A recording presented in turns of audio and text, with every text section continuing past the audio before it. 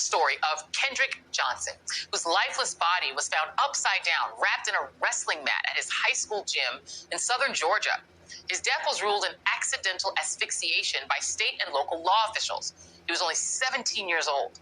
This was back in 2013, and his family still has questions, and they suspect foul play. There's now a documentary film on what happened to Kendrick called Finding Kendrick Johnson, the result of a 4-year investigation into the facts of the case. The filmmaker Jason Pollock asserts that Kendrick's death was no accident. We opened the body in this particular case, and the organs were not there. Paper had been stuffed into the cavity to fill it up. Body parts are missing. Evidence is missing. And we tested it, and it was blood. And we did DNA testing, and it was not the blood of Kendrick Johnson. If it wasn't Kendrick blood, who blood was it? We know. We know. If KJ had been white, we wouldn't have had to make this film.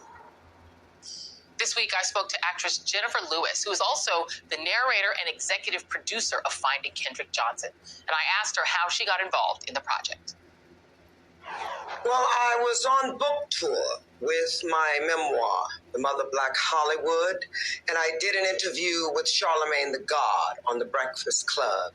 A young man asked me to take a photograph with Mike Brown and asked if he could send it to the director, Jason Pollock. He did, and Jason in that photograph saw my passion and called and asked me to narrate this amazing documentary. Yeah, let's wait. And I want to say this to you, Joe. Please do. I just want to tell you, it's the hardest thing I've ever done. To sit there and talk about them taking this boy's organs and killing him. I can only imagine. Let's play a little clip of the documentary for those who are watching. A 5'10" kid decided to go head first into a 6-foot mat, then realized after he was stuck that he was gonna die down there. And then he died down there, stuck. Somehow silently, with a gym full of kids playing basketball and changing classes around him. Then his shoes magically appeared on the top of his body, inside the mat shoved into the hole. His legs became twisted in the mat. There are so many discrepancies in this case. The original finding that he died of accidental asphyxiation versus the finding that it was blunt force trauma. The organs being missing. There's so much here. Now, the filmmakers are saying they've found new evidence. What can people expect to learn from this documentary that we didn't already know? Well, that it was just a cover-up. Mitch Credo, the whistleblower, who was sent from D.C. to investigate this case, acquired enough evidence that a judge gave permission for an all-out raid into these people's home, the Bell's home. Now, that's a lot of evidence for a judge to give permission to storm someone's house. What happened? What happened after that? They pushed it all under the rug. This is one of the biggest tragedies I've ever heard, that they took that baby's organs, murdered him, and then took his organs. They exhumed the body and found that the child had been stuffed with newspaper. This family has to live with that.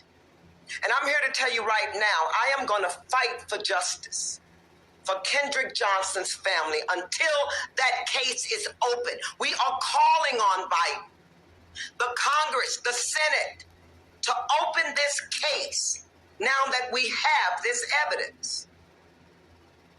Let me play one more clip because I want people to hear the parents of Kendrick.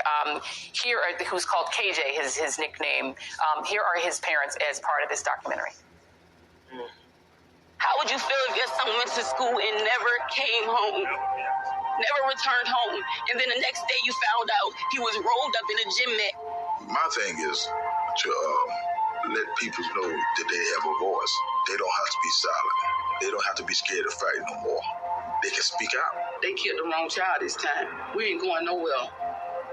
Nowhere. My baby life mattered. This case, is one of the most disturbing, I have to say, that I've ever heard about. The sense that there's a cover-up, the sense that it's a much bigger case than we've even been led to believe in the beginning. You said you've called on the Justice Department to intervene.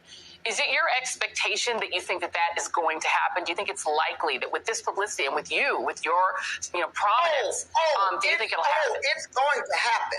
It is going to happen. Because I'm telling you right now, Joy, I am going to fight. I am going to use my platform for this case.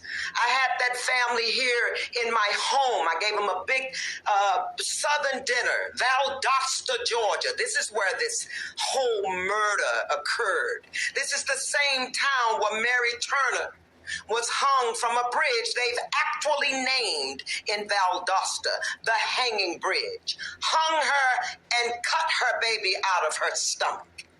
It's time for us to stop turning away from all of this. Justice has to happen in this case because the evidence is right there. Imagine being the mother of this child, 17 years old, knowing somebody probably rich and white are walking around with his organs. It's not right. It's not right. And it would be nice if we had an anti-lynching law in this country. That would actually be nice, too, because it feels like that is what we're talking about here. Jennifer Lewis, thank you for using your platform for doing something so important. Thank you, thank you, thank you for being here. It is my pleasure. Thank you, Joy, and I'm a big fan. I'm a big fan of yours. You keep telling the truth, baby. I admire you for it. Thank you so much. Thank you so much. She is absolutely amazing. Finding Kendrick Johnson, a documentary by Jason Pollock and narrated by the great Jennifer Lewis, is now available on digital and on video on demand. And one final note on this story, Jennifer Lewis mentioned a raid on the home of two of Kendrick's classmates, the Bells. The Bell brothers denied any involvement and were never charged in the case. And an FBI analysis concluded they were in different areas of the school when Kendrick entered the gym.